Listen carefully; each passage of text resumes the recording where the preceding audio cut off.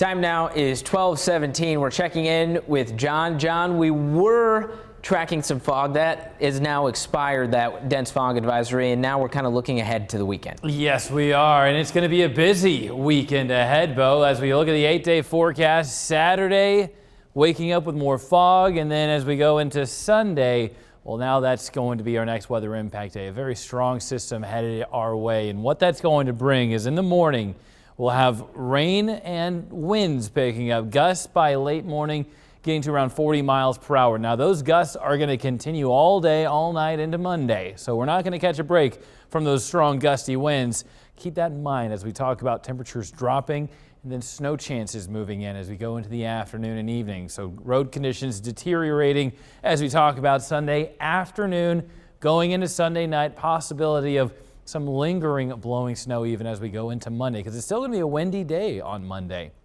Visibility is right now improvement across practically the entire state. It's out west and northwest. We're still holding on to those dense foggy spots. But as we go into tonight, well, another round of fog expected. We're not going to catch a complete break just yet. By tomorrow morning, expecting some widespread dense fog, but that will clear up as we go throughout Saturday.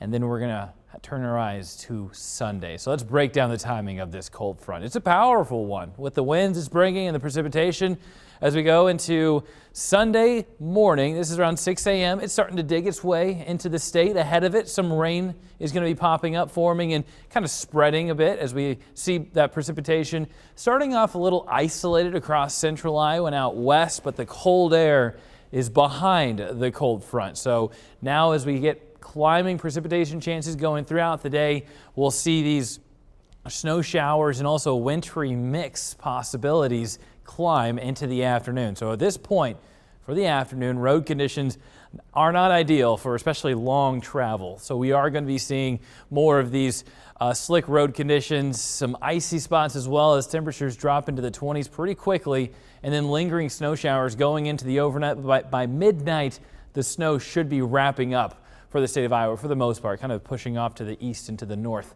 But let's talk about the snowfall potential. It's still a little early. This will adjust as we go into the next couple of days, but a good shot of around 1 to 3 inches along and north of Highway 30. Farther south, better chance of around an inch or less. But overall, that wind is going to blow around that snowfall. So timing out the wind gusts, we're going to climb those around noon and onward. That's when you'll be expecting gusts 30 to 40 miles per hour through the rest of the day, going into the overnight and going into Monday as well. As far as the temperatures dropping, when does the moisture that's going to be left behind from those showers in the morning on Sunday, when is that going to ice over? The answer here, closer to around noon here in central Iowa and more like 1 to 2 o'clock as we dig deeper into the 20s in the afternoon. Farther west, that'll happen earlier. Farther east, it'll happen a little later. But over the Sunday time frame of 10 a.m. onward to the rest of the afternoon, it's not going to be ideal for traveling across the state of Iowa as we see those road conditions deteriorate with those cooler temperatures moving in. Sub-zero wind chills return Monday morning, and that's going to stick with us as we go through early Monday, and then still trying to rebound, still cold throughout Monday afternoon, upper 30s to mid 30s come Tuesday.